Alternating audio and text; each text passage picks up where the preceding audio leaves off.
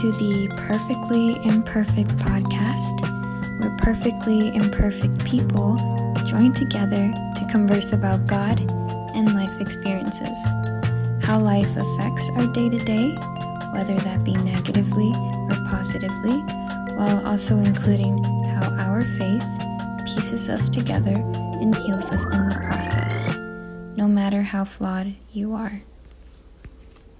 Thank you guys for joining us on another episode today. On this episode, we have Raquel Duque, who is my little sister. You don't have to add the little. But you are. Okay, we are 5 years apart in age. She's a very talented musical artist. You can find her on Spotify, and Apple Music, and YouTube. That name that you find is not going to be my name forever, so... Yeah, it's going to change in a bit. But anyways, you can just search her up as Raquel. 2 L's and an E at the end. I'll leave a link in the description so you guys can find her music and support her. So, to start this off, let's ask you this question. What drew you to music? Well, I remember, like a lot of people find it hard to believe because they don't remember things when they were 4 years old or 5 years old. But I remember little flashes, and plus my mom and my grandma would tell me all the time. But I know that it started with watching Mamma Mia and Grease. I'm still obsessed with both of those movies, but when I was a little kid, a little toddler, I would apparently replay that movie over and over. Like, it would finish and I'd start it again right away. Yeah. And I'd always be dancing and singing along to the songs, and I think that's really where my love for music started. And then just as I was growing older and older, I just always, like in my elementary school and my middle school, I would always want to do the talent shows and sing, and I was just always singing. I just always loved it. Yeah, I remember when you used to watch Mamma Mia and Grease all the time. And I didn't like Mamma Mia anymore after that. I just can't get tired of it. I don't know why. It's been decades, people, and I'm still obsessed. They do have good music, though. Mm-hmm.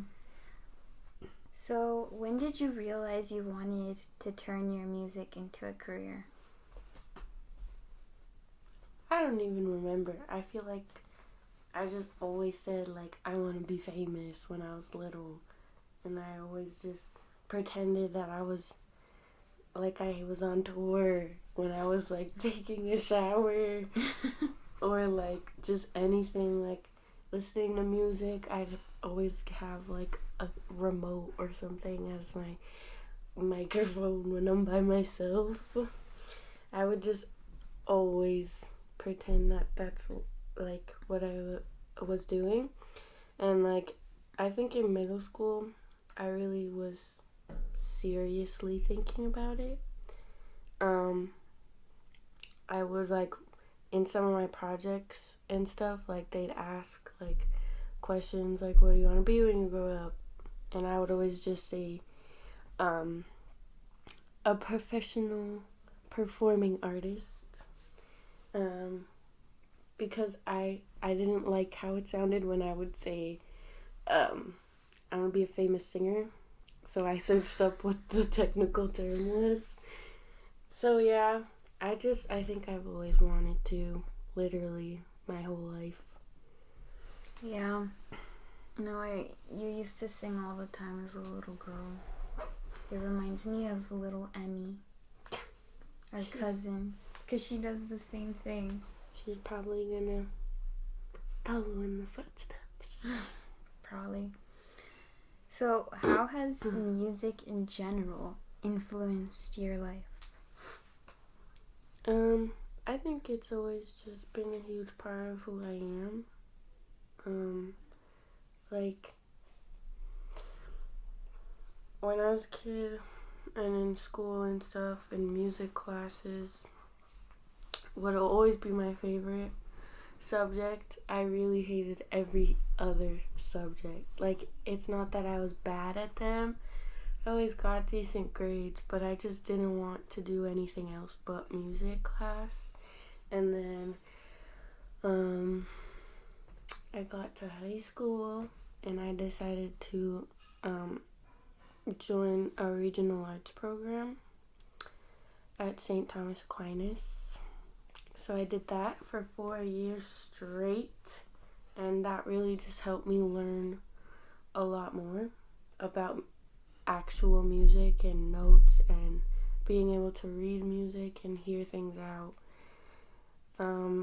I know that, like, a lot of times I'll be super sad or super bored or just, like, I have no idea what to do with myself and I'm just in, like, a mood, and nothing helps, but every single time music helps. When I just sing and do, like, little karaoke songs, whether I'm by myself or not, like, if I'm not in the best mood, it always lifts me up.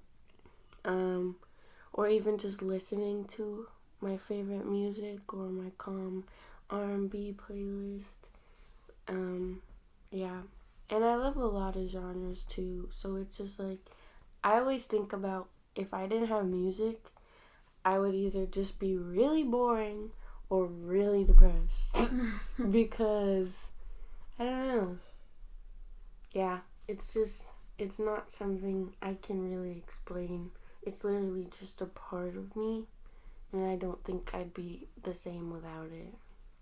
Yeah, I think music really has a big impact on people. Yeah. Like, there was a point where I thought about being, I think it was, music therapist, something like that. Like, I was super strongly, like, considering it because, like, not a lot of, like, people hear you say you want to be a singer, you want to be this and that, and yeah, it's a really big, huge goal that takes a lot of work to reach to. Like, I'm just starting and I'm not even seeing the half of the work yet. But yeah, people take it lightly and, like, they don't take it seriously when they hear you, especially when I was a kid. When they hear you say things, they're like, oh, that's just a dream or that's just a hobby.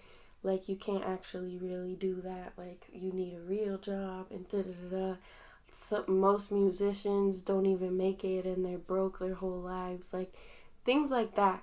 And I think that it also, like, brings people who actually have that goal, it brings them down and it makes them think, oh, like, they're right. Like, I probably could never do it. Like, I know people in my vocal class, there's this one girl who writes and sings so amazing. Like, I just can't. And all of them do. I love all of them. But, and I asked her once, I'm like, would you ever want to be famous? She's like, I don't think I could or I would want to. And I'm just like, what do you mean? Like, I might just be biased, but, like, and I'm not the best in the world, obviously, but she's way better than me. Like, so good at singing and hitting, like, crazy notes and writing, like, so effortlessly. So it's just, yeah, I wanted to do music therapy because I heard that people with disabilities and other issues can heal with music and learn better with music and through music. And when I found all of that out, that it was actually a thing, I was like, wow, I want to do that. But obviously, my number one thing is being a successful artist right now. It definitely shifted. I think I only did that because I wanted to do something in music, and I did. For a part of me did think that I wouldn't be able to be a big artist. It's, I think, a lot of people kind of, like, they give artists a bad rep. Like, they kind of just, like you said, like, they don't, they tell you can't make it. It doesn't last. Even artists like visual arts and like anything in the arts. Because I've seen it when I wanted to like try to pursue like painting or visual arts or something in that department. I would get some people, not all people that I know, but even people I barely knew too, would always be like, are you sure about that? Like, you can't rely on that. Yeah. And all that kind of stuff. But, no, it takes courage to go after something that people tell you is not going to work and then not give up on that. I just learned, like, you don't need to listen to anybody. And you might, even with family, like, sometimes it might feel like, yes, okay, it's fine. Their opinion's obviously going to matter to you. And it'd be so much better if they supported you. But I know a lot of people who don't have that family support and want to make it in the music industry. And they're still going for it because that's what they want to do. That's what they love. And they have faith in themselves. Like, I have faith in myself. I fortunately have the support of my family. And my mom and everything. But, yeah, like, it is...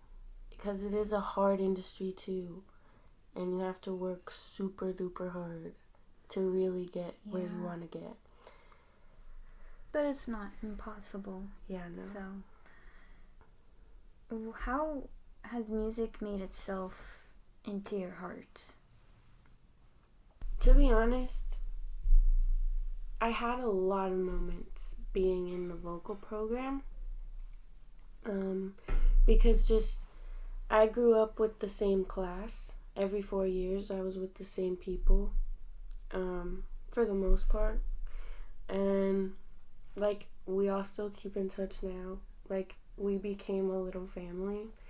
And just seeing how we all grew musically and vocally and just in, like, our knowledge of music was, like, really heartwarming. Like, I remember the last day, like, we all cried so much because we love each other so much and we grew as a family, and that we are all very different people. Like, obviously, times are different now, and you don't have all those cliques and those cliche groups and whatever. But, like, if you were to look at it in that way, you probably wouldn't see us all together. But Glee Club. But we just, like, we literally became a family, and we're all so different, but we all connect so much. And the root of our connection really is music. The fact that music can just bring people together like that. Yeah. And also, like, I remember, like, when we had our, like, assignments where we had to perform songs, like, just hearing some of their amazing voices, like, music makes me melt, like, inside and physically. Like, when I hear such, like, crisp notes and such, like crazy harmonies, and just, like, when I would be harmonizing with, like, people in my class, and it just all in general really just melts me and warms my heart so much. Like, that feeling I get from music is so different from anything I've ever felt in my life, and nothing will ever compare to that feeling. It's the best feeling ever. Yeah. To relate to what you just said, I've even heard people because you talked about how music therapy and all that kind of stuff, and I've seen it like in my own life too when I've gone through like hard things, and like one of the main things I tend to usually run to when I just felt so down was music, and I would just listen to music. I mean, I don't have your talents, but listening always just kind of like... I know a lot of people who don't even play an instrument or sing or even like singing or whatever. You don't have to be good at any of those things. Like, everybody connects with music some way, and I think that's also really cool. And that's also a reason why I like making music and writing music, because I realized with the music that the little 3 songs that I've released, how many people have related to my writing when it's my experiences that I'm writing down and my ideas, and I'm thinking they mean one thing, but the fact that they can mean so many different things to so many different people, it's another warming feeling. Like, it feels good to know that people can connect with what I write and what other artists write and whatever. And that's another thing, like music therapy. That's why I wanted to do it, because like just people with anxiety and depression, like that helps a lot of people in general. Yeah. So, can you name a song or an artist that you relate to so much and has impacted you the most?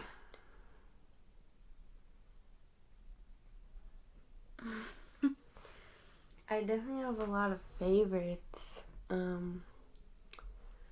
I never really researched or read about too many artists until recently, so I'm still learning about some of my favorites and some of the greats of all R&B time. But recently, like, I have a couple like different connections.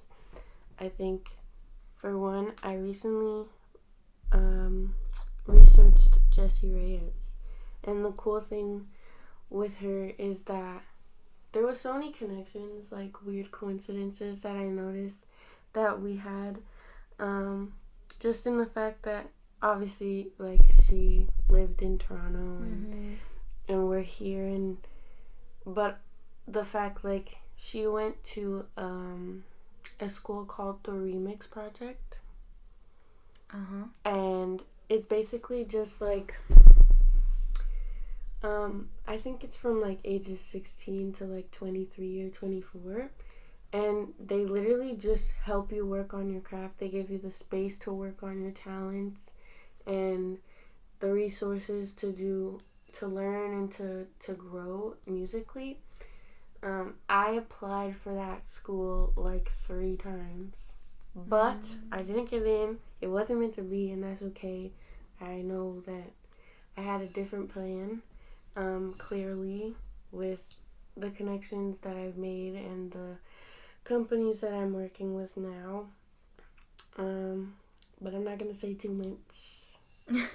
You're just going to have to wait and see. But, yeah. So that was really cool to find out that she went there, and that was a really big part of her career and taking that big step forward. She always just wrote. She's Hispanic, so like she has that connection as well, and but other artists, like, for example, I've always connected with Adele. I don't know what it is. Like, we're 2 completely different human beings, but her music just has like a hold on me, and like I can't explain it. Her voice, her talent, like everything about her. If I met her, Adele, if you ever hear this, oh my gosh, we need to meet. Hopefully I don't faint. And collab. That would be so cool. Literally a dream. Yeah, that would be cool. But yeah, I've heard of Jessie Reyes before. There was one song she wrote, and she wrote about how someone in the music industry kind of like she went through a traumatic experience, but I remember a lot of her songs kind of have like a powerful lyrics to them. Yeah. And I thought that was really cool. Yeah, I was watching some of her interviews, and she would be talking about some of her songs, or just like her writing in general, and that she said something like, oh, I have it in my notes, but she said something like, when she's like at her, like, not her lowest, but most in her feelings and most sad and angry about certain things, was when she wrote her best music. And when she really gets the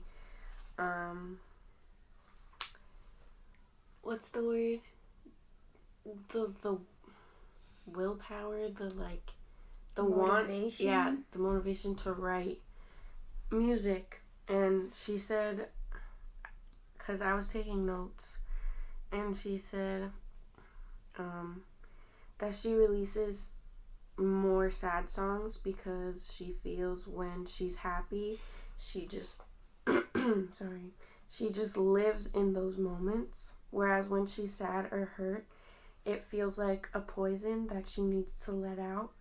Or like when your stomach hurts or you're sick and you just, she said, throw up, like lyrics just come out like throw up to her easily. So she doesn't make much happy songs due to the nature of how she responds to emotion.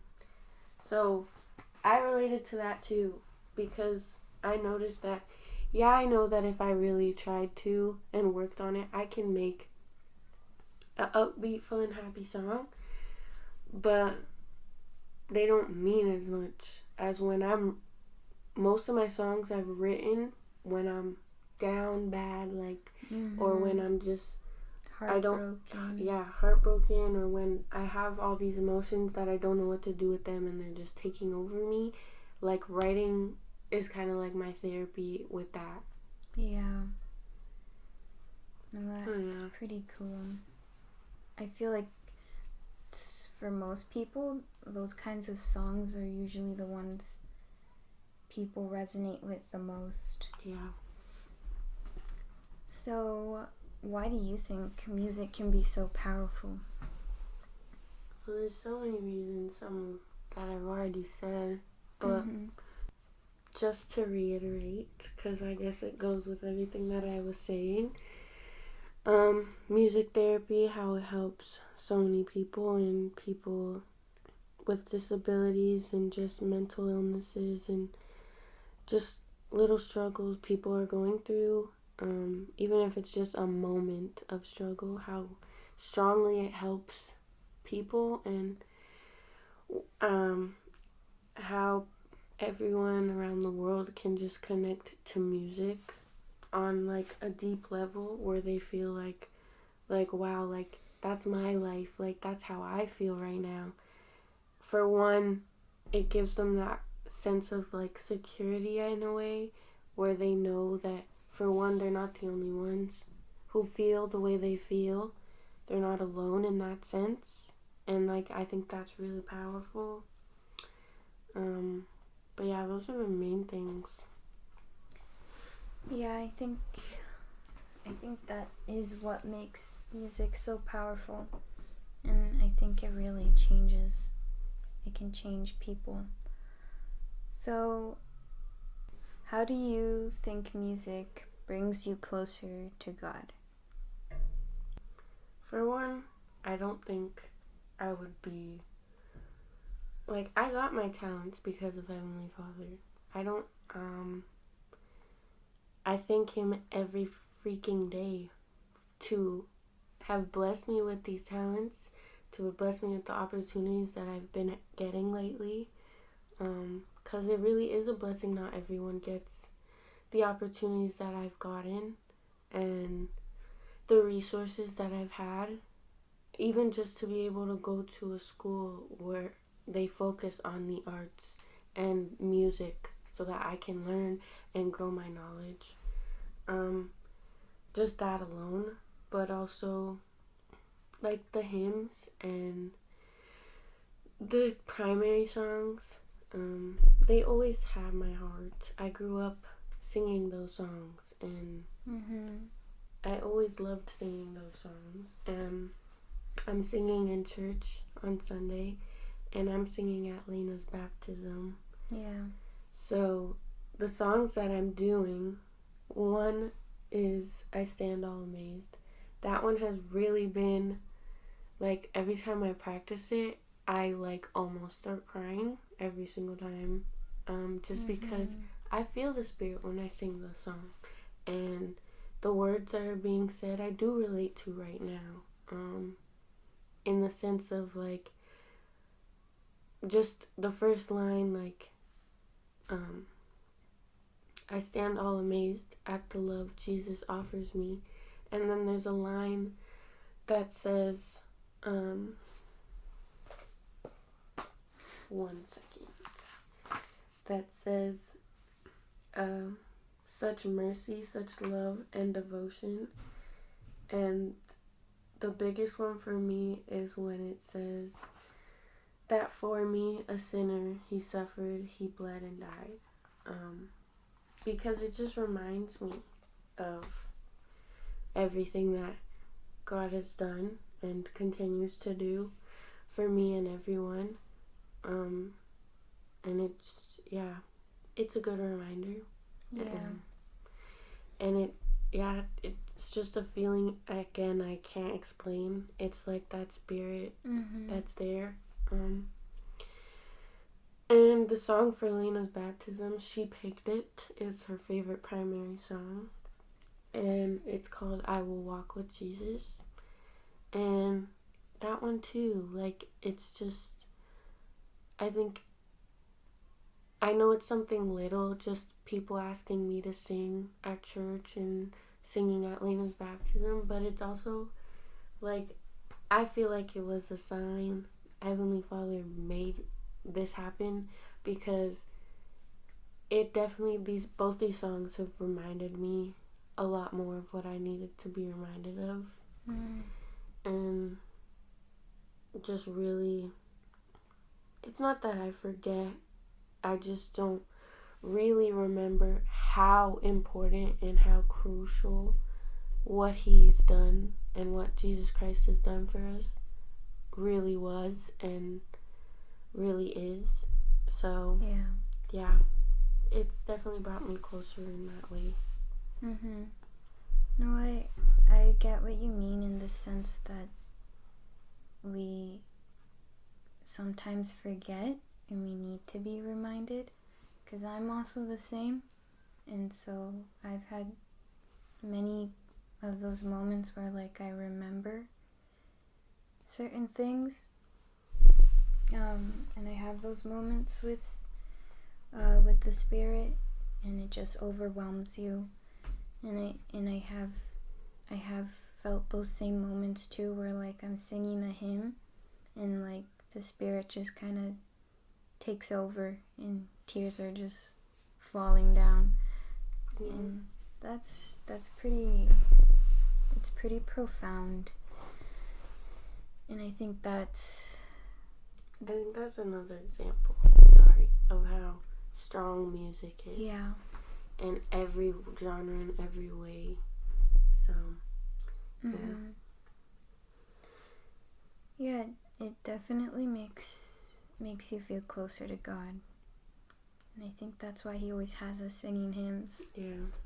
That He can speak through us through music is also, like, super huge. Yeah. How have your most challenging moments in life shaped your love for music? Like, can you recall a challenging moment that has done that for you? Okay, one of my songs, not every single person knows this, and I've mentioned it to most people, just about what it's about, but Strings is about a lot of different things. But one of the things is it's about my childhood and how I didn't feel safe at times. That song, when I started writing it, it's because I think it was just a point in time where I was like, I wanted to get out every single thing that I'm feeling. Mm-hmm. It wasn't like a specific moment that made me like break down or anything. It's also connected to like, because I was super young. I think what triggered me wanting to write about everything that I've been through is like a little puppy love moment from my past. But yeah, it ended, and then I was like, okay, I want to write about this. But I didn't just want to write about that. I wanted to write about how everything that has ever had like such an emotional hold on me negatively, I want to write about how it doesn't anymore. How those people who have tried to control me or take advantage of me or just disrespect me or think that I'm not smart, like call me stupid and things like that, or treat me like I'm stupid. Like it was also about an ex-best friend that I had when in like grade 8, but majority of it was about my childhood and who I had as a father figure. So just that alone, writing that song about all of those things, really, one, it made me love writing so much more because I realized that I really could get my feelings and my experiences out on paper and with words. And I genuinely loved how the song sounded after. And that was one of the main songs, like, especially my vocal friends, they replay that song all the time. So many people who've listened to it has said, like, it's crazy how I've experienced these things and I'm so young, and how they can connect to it in their own ways. And that's when I started loving to really write music and really make my own music and make it a regular thing. Yeah. I remember you telling me how people would tell you that Strings was their favorite song. It's their favorite. It's like everyone's number one favorite, and I don't know, maybe it's just overplayed in my head now that I don't see it the same, but when I really listen to it, I remember why I even loved it so much. It's a dope song. You guys should listen to it. It's on Spotify. And Apple Music. And Apple Music and YouTube. Everything else. So, how do you think your life would be without music? Sure. I don't think I could be alive right now, to be honest. And yeah, that sounds really dark, but it is the truth. I think everyone's had a dark moment in their lives. I definitely did when we first moved here, for a while. And music was what I always turned to. I remember when our Uncle Spencer, I had fractured my ankle, and he got me a ukulele. Oh, yeah. And he got it mailed to me, and it was my first instrument ever. And I remember sitting in my room in our old basement apartment, and I would play the same, obviously, you know, everyone knows the basic first song to learn is Riptide. So I was trying to learn it. I would sit there and play it over and over and over. Every time I messed up, yes, it would frustrate me, but I'd keep going. And just like those little moments, like especially around that time, mentally I wasn't sure of who I was. I wasn't sure of a lot of things. I always felt down. I always felt sad. I always felt bored, which led me to thinking and then feeling sad again. Yeah. So I would always turn to music. I was doing a lot of covers at those times, and like, yeah, the ukulele was my first instrument. And then like 2 years ago or 3 years ago, something like that, my mom got me my first guitar. And so it's just like, I've definitely grown a lot because of music. So my life would not be there. I just can't see it. Mm-hmm. Like, if I even try to think of it, it's like blank, it's black. I don't have a life without music. No. I when I was thinking about that question, I was also thinking of an answer of like what I would give it to, and that mine would be the same, I think. Like, it's bland. Life is bland. It would not be the same. Especially with so many genres that can make you feel so many different things. Mm-hmm. So many genres can make you, like, get in such a great, dancey, happy mood. Some genres not necessarily make you sad, but put you in that calm state where it's like, wow, this is reality. I relate to this. So, yeah. Now that you brought up genres, I want to ask you, which one, 'cause obviously all genres are pretty cool, but which one would you say you relate to the most? Like, your emotions gravitate more towards? Well, this is a fun question for me.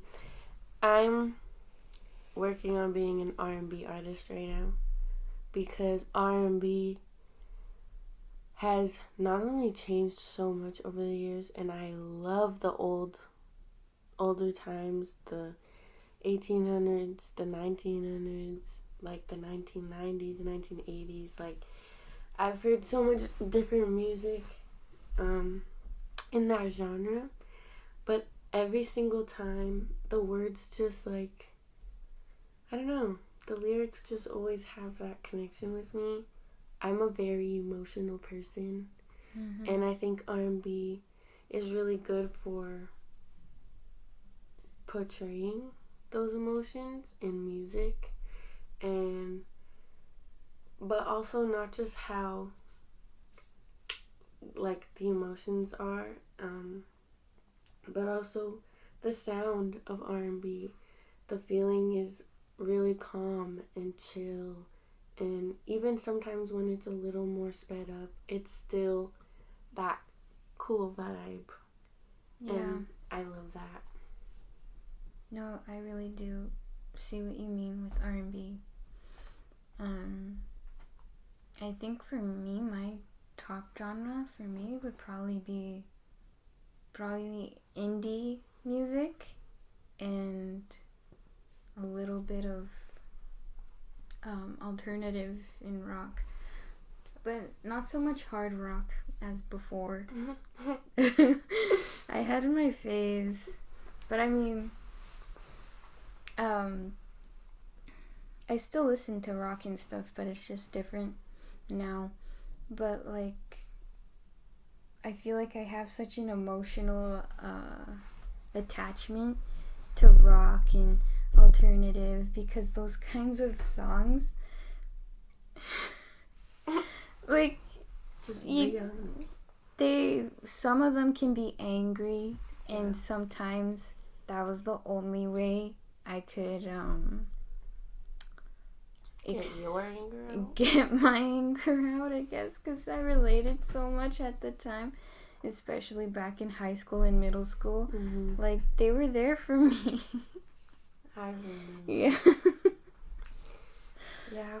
I obviously am not a huge rock person, let alone hard rock. But I know that, like, sometimes you'll be playing music, and I always, like, and even not just you, but other genres that I'll be hearing, and like my boyfriend's uncle, he loves rock. Like, he's a huge rock person, but like the old rock. Yeah. So sometimes like, it'll stick with my boyfriend, and he'll like to play some of those songs on the odd day. And I do like the instruments that rock uses and how they really focus on guitars and drums.